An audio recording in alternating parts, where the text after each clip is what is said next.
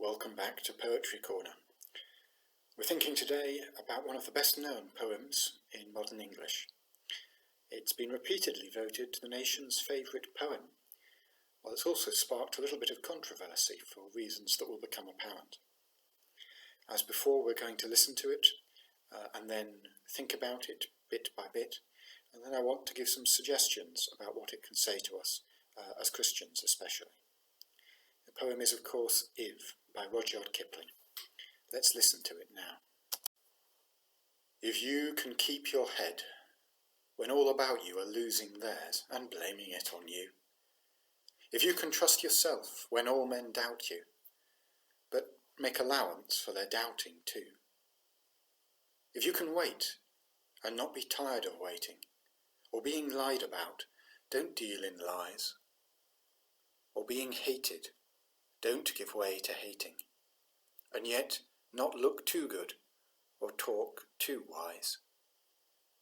If you can dream and not make dreams your master, if you can think and not make thoughts your aim, if you can meet with triumph and disaster and treat these two impostors just the same, if you can bear to hear the truths you've spoken twisted by knaves to make a trap for fools, or see the things you gave your life to broken, then stoop and build them up again with worn-out tools. If you can bear to make one pile of all your winnings, and stake it on a turn of pitch and toss, and lose, and start again from your beginnings, and never say a word about your loss. If you can force your heart and mind and sinew to serve your turn long after they are done, and so go on, when there is nothing in you except the will which says to them, go on. If you can talk with crowds and keep your virtue, or walk with kings, nor lose the common touch, if neither foes nor loving friends can hurt you, if all men count with you, but none too much, if you can fill the unforgiving minute with 60 seconds worth of distance run, yours is the earth and everything that's in it, and, which is more, you'll be a man, my son.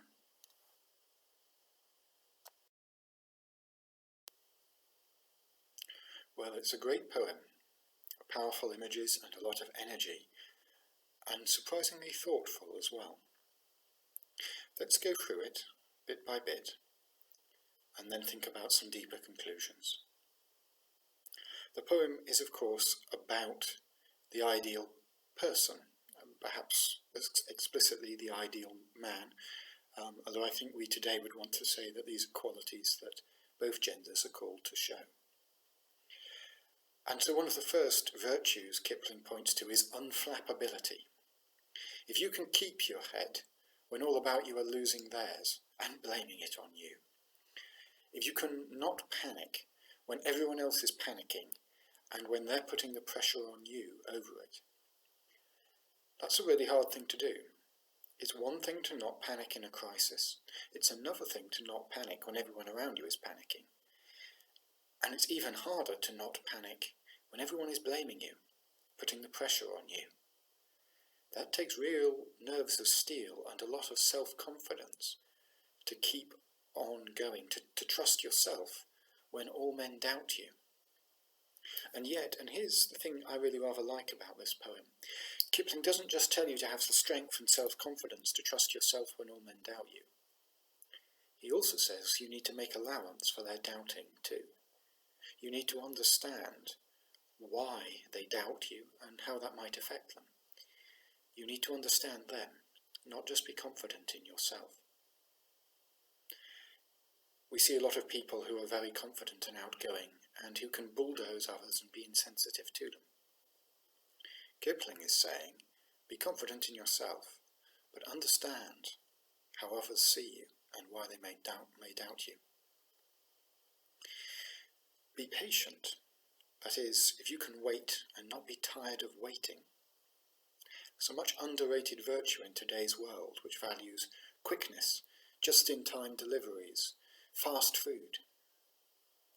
Actually, there's real power in patience and perseverance.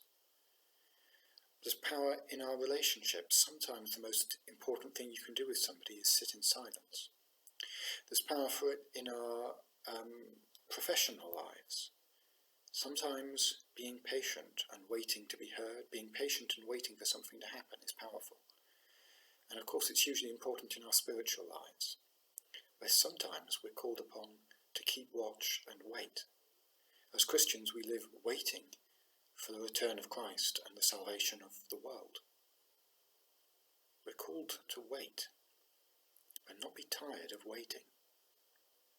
And of course we're called, when being lied about, not to deal in lies. It's so easy when someone has slandered you to slander them back, to fight fire with fire, to start a rumour about the person who started a rumour about you. It's so easy when someone is twisting the truth in their argument to twist it right back in yours to counter them. It's human nature, but we're called to be better than our nature. Being lied about, don't deal in lies. And being hated, don't give way to hating. It's so easy to love those who love you. It's so hard to hate those who hate you.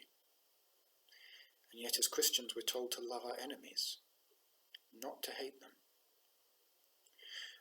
There are people in the world who will hurt us, without good reason. They will lash out because they were themselves hurt at some point in the past, and so they hurt others. The only way to break that cycle is to not hit back, to not hate and hurt those who hate and hurt us. Kipling challenges us to do that, and yet not talk too good, look too good, or talk too wise. I don't think he's complaining here about being too well dressed or too attractive. The looking too good and talking too wise is about being self-righteous. It's about setting yourself up as the saint, the hero, the morally perfect person, the one who has all the answers. Nothing turns people away faster than that kind of self-righteousness and smugness. It's always been a problem for religion. It's always been a problem for society. As Christians, we need to hear this. As Christians, we know that we were not good enough for God. That's why he had to die to save us. As Christians, we know that we don't have all the answers, that only God knows everything. And we need to recognise that and live like it and act like it in how we relate to others. We're not any better than anyone else. We don't know everything. We aren't perfect, and we mustn't look too good and talk too wise. If you can dream and not make dreams your master, again there's a beautiful balance there in what Kipling has to say. You should dream. Dream big. Reach for the sky, but keep your feet planted in earth. Don't be so driven by your dreams of the future that you don't see the present. Don't be so consumed with the world you want to have, the job you want to have, the family you want to have, the relationship you want to have, the church you want to have, that you miss the church you do have, the family you have, the friends you have, and you miss the chance to bless them and make them better and let them make you better. It's easy for those of us who are idealists to have a great vision of how things should be, and so to lose patience with how things are. But we have to start where we are if we want to get to where we should be. We have to learn to appreciate what we have if we're going to make it what it should be. If you can dream and not make dreams your master, if you can think and not make thoughts your aim, it's important to think. We're called to love God with all our minds. We're called to study his word. We're called as Christians to be thinkers, to reflect on the Bible, reflect on ourselves, reflect on the world, think, learn and understand. Sometimes there's a sort of anti-intellectual sentiment in today's church that says that all theology is a waste of time and is airy-fairy and up there, and you just need to love God and that's it. Well, Yes, loving God is the heart of what we're about, but if you love someone, you want to understand them, you want to know about them. If you claim to love your wife but don't know her favourite colour or when her birthday is, might question how much you really love her. As Christians, we're called to think and be intelligent about how we worship God and how we try and serve Him day to day. We're called to think about how the moral principles He's given us work out in our lives. We're called to think about what the things He's revealed to us mean for us. But we're not to make thoughts our aim. Christianity is not a philosophy. It doesn't stop with understanding. It starts with it, but it ends with doing and being. We're called to think because that's how we will know God better. We're called to think because that's how we'll know how to do good in the world better. Our aim isn't to increase in head knowledge. It's to walk with God.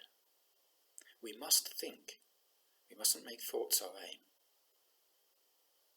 If you can meet with triumph and disaster and treat these two impostors just the same. I love that sentence because our lives are filled with ups and downs. There are times when everything will go our way and people will love us, and there are times when they will hate us and life will seem dark. And yet, neither of those is the end of the story. The end is still to come. Triumph and disaster are both passing things. When we triumph, we mustn't start thinking we're better than everyone else. We mustn't rub it in their faces, and we mustn't start thinking that we're the hero of the story. God is the hero of the story.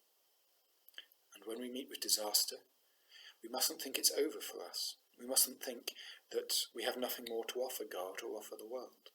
We can't think we're a hopeless case, because God will pick us up and work with us. All the major characters in the Bible had disasters. Jesus had most of his followers walk away and leave him in John chapter 6 because they didn't like what he was saying. It didn't stop him. And he had vast crowds rush out to welcome him into Jerusalem. And he didn't let that go to his head. He knew a week later they'd be trying to crucify him. Triumph and disaster are both steps along the story, but the end is yet to come. If you can bear to hear the truths you've spoken, twisted by knaves to make a trap for fools. This is a painful thing, especially for those of us who, at one level or another, have a teaching role. People will take and twist our words, as they take and twist God's word, to damage people. It mustn't break our spirits. All evil works ultimately by twisting something good. Evil can't create. Evil is nothingness. It's the absence of good. And so it works by taking good things and twisting them. It takes love and gives us jealousy. It takes a passion for justice and gives us anger and resentment. Love takes truth and twists it to falsehood. Every lie starts off as a half-truth that's made the whole truth until it's no longer a truth. It will happen. We mustn't let it break us. It doesn't mean that what we did and what we said was worthless or useless. It doesn't mean it hasn't impacted people for the good. But people will twist our words, as they twisted God's, ever since Genesis 3. We will endure it. This too is not the end. This too will pass. Kipling goes on to talk about being willing to take risks, to make a pile of all your winnings and stake it on a turn of pitch and toss. That's a simple game of chance. And lose and start again from your beginnings and never say a word about your loss. We must be willing to take risks. We must accept that risks are risks. Sometimes they'll fail and we'll lose what we risked. And that mustn't stop us. Mustn't stop us taking risks. And mustn't leave us defined by the story of our loss. Mustn't leave us dwelling on our own problems or failures. And it's so easy to do that. To become addicted to people's pity and sympathy. So easy to do. Kipling says, never say a word about your loss. I don't think I would go that far. I'd say, talk about your loss to good friends and to God. But don't let the retelling that story define you. Don't let yourself become addicted to sympathy and pity. Because you're not defined by loss or failure. You're defined by God. If you can force your heart and mind and sinew to serve your turn long after they are done, and so go on, when there is nothing in you except the will which says to them, go on. Well, this is perseverance. Life is not a sprint, it's a marathon. And as the saying goes, it's not how many times you fall down, it's how many times you get back up. That's certainly true in the Christian life, where we will fall down many times and will need to get up many times. But the key is just to keep on going. Don't give up. Again and again in the New Testament, especially in Revelation, it addresses itself to, or Jesus speaks through John, the writer of Revelation. To him who overcomes, I will give the crown of eternal life. He who endures to the end will be saved, or she who endures to the end will be saved. Jesus doesn't ask us to achieve great and spectacular things. That's his job. He just asks us to hold on, to endure, to keep trusting him and following him. And sometimes that'll be hard work. It'll mean forcing our heart and mind and sinew to keep going when we're tired and fed up and we just want to let go. But that's when you pick yourself up and keep going. When I was a lad, I was very involved in school judo. And when you're in a judo bout, there are times when you lose and you get flung to the ground very hard. And I remember our instructor, who was this ex-Royal Marine, saying, when you're down on the ground and bleeding, you wipe off your blood and you get up again. It used to be a little bit of a badge of honour for us who had the more severely blood-stained uniform. It's a bit gruesome, but actually that's life sometimes. When you're down and bleeding, take it to God, take it to friends, wipe up the blood off the blood and get up again. Because this too will pass. If you can talk with crowds and keep your virtue, it's so easy in a crowd to be swept up.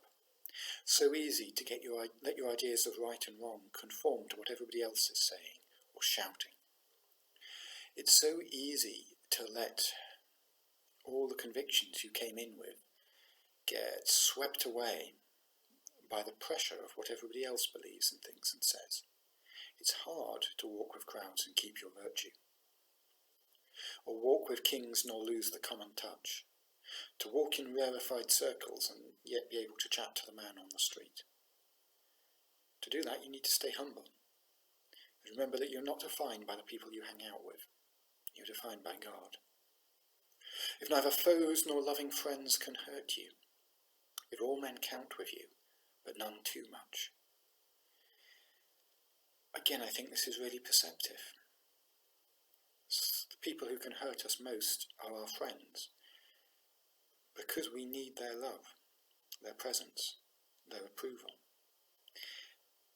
But it's a dangerous thing to be dependent for our self-worth, for our sense of who we are, on other people, even loving friends. Because if we are, if they count with us too much, if we judge ourselves by their opinion of us, then they can really hurt us. Actually, the only person whose opinion of us really matters is God. We're called to value everyone else on earth, not value the friends who affirm us and tell us what we want to hear really highly, and then not care about everyone else, which is the natural human pattern. We're called to value everyone, whether they bless us or hurt us, whether they love us or loathe us, whether they're friends or enemies or acquaintances. We're to value all of them. We're not to make any of them our God. We're not to worship anyone, be dependent on anyone's approval for our self-esteem. Only God. Finally, if you can fill the unforgiving minute with 60 seconds worth of distance run. In other words, if you can make the most of your time on earth. Because at the end of the day, it's not very long. 70, 80 years. Seems a long time when you're 10. A fairly long time when you're 20. I'm 33, and awareness of my mortality is becoming more real.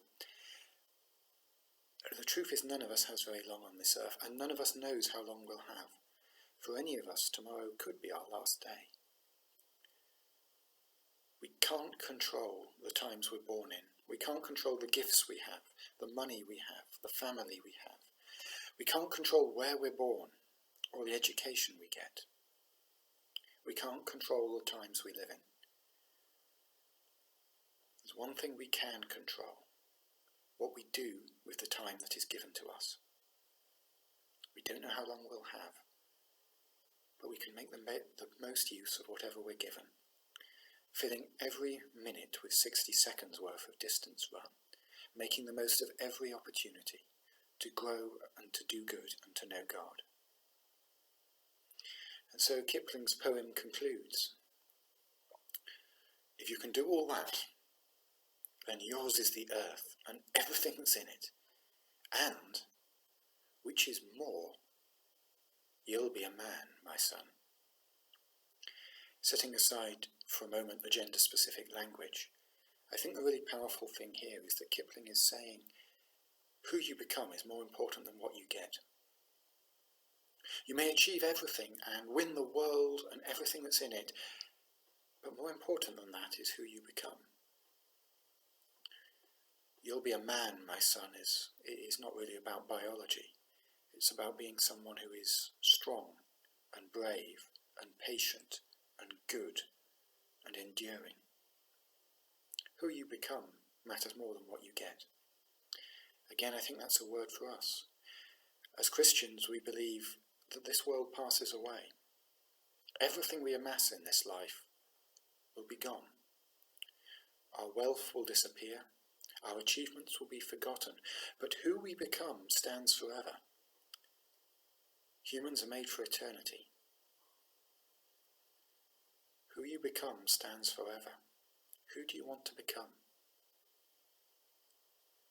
Somebody who grabbed everything that they could out of life? Somebody who grabbed everything they could from other people? Or somebody patient, brave, gentle, strong, and good? We're called as Christians to be the image of Christ, to look like Christ. And you know, as I look at this poem of Kipling's, If, it's pretty intimidating. It's certainly not all true of me. I don't think it's true of anyone except Jesus. He kept his head when people around him were panicking and going wild, and when they were blaming him for everything. He kept his head on trial and at the cross. He waited patiently for his Father's word. He waited patiently for his disciples to get what he was saying. He was lied about and hated, but he never lied, and on the cross he forgave those who killed him. And yet he was humble, chatting as cheerfully with the prostitute and the fisherman as with the Pharisee and the tax collector. He dreamed dreams. He had a vision for a world transformed. And yet he always had time for what was in front of him, to stop and talk to the person who needed him. He thought his teaching is the most profound teaching in existence. And yet he was never just about the teaching. It was always a means to an end. He met with triumphs. He was loved and he was hated. He was popular and he was alone. He was given a parade and he was nailed to a cross. And he treated them just the same, with faith and patience and love and courage. He heard the words he spoke twisted by knaves to make a trap for fools. There is no one whose teaching has been more often twisted and distorted in the whole of human history. And yet he's kept going. He took risks, you could say. He poured his time on earth into 12 disciples, and in particular Peter, James and John. And through them, the church has come to spread all around the world. He lost everything on earth. He was nailed to a cross. And yet, he did not let that loss define him. He did force his heart and mind and sinew to serve his turn long after they were done, dying by inches of exhaustion and agony on a cross. He still found the words to commend his friend and his mother to look after one another, to promise the thief on the cross next to him paradise, and to declare with his dying breath, "It is done, it is finished, it's accomplished." He walked with crowds and kings, and neither of them changed him. He filled the unforgiving minute with 60 seconds worth of distance run. You know, he had 33 years on earth. I bet most of you listening to this are more than 33 years old. And yet, in those 33 years, he did more to change the world than every king or emperor since. As Christians, we believe, indeed, he didn't just change the world, he saved the world. He died for you and me. All in 33 years. He made the most of the time that was given to him. He was born into dark times, oppression and violence and suffering and poverty. But he used those times to save the world. His is the earth and everything that's in it. He's the king. And he was quite a human being. That's who we're called to be like. We'll fail sometimes. If is an impossible standard. The life of Jesus is an impossible standard. But like the fixed star that the mariner steers towards, there's the stars they used to use for navigation at sea. You'd never reach them, but you'd keep sailing towards them, because that was how you'd reach your destination. So we keep sailing towards the fixed star of the life of Christ. We keep trying to be like that, and falling short and picking ourselves up again and having another go. Because that is the life we're called to. And because, I don't know about you, but when I look at Jesus, that's the kind of person I want to be. Now and in eternity. His promise to those who follow him is that they shall inherit the earth. But more than that they will become like him and stand for eternity. Kipling's words are quoted usually to schoolboys at school assemblies. It's a great call for life, but I think it's more true perhaps than he ever realised. It paints a picture of a good man, a good person, and that good person was Christ. Let us be like him. Let us fill every second of every minute with trying to be like him. And at the end of the day, we will find that we are his image, that we are a man or a woman who reflects him, and that's the best thing we can be. I've talked for far too long. Let me draw stumps there. I hope you enjoyed the poem. I hope you find it inspiring and challenging. I hope you won't lose sight of the one who truly fulfilled it, even though we didn't. Because it's in him that we're forgiven for our failures when we don't live up to that standard. And it's in him we find the strength to keep striving after it until one day our striving is complete. Amen.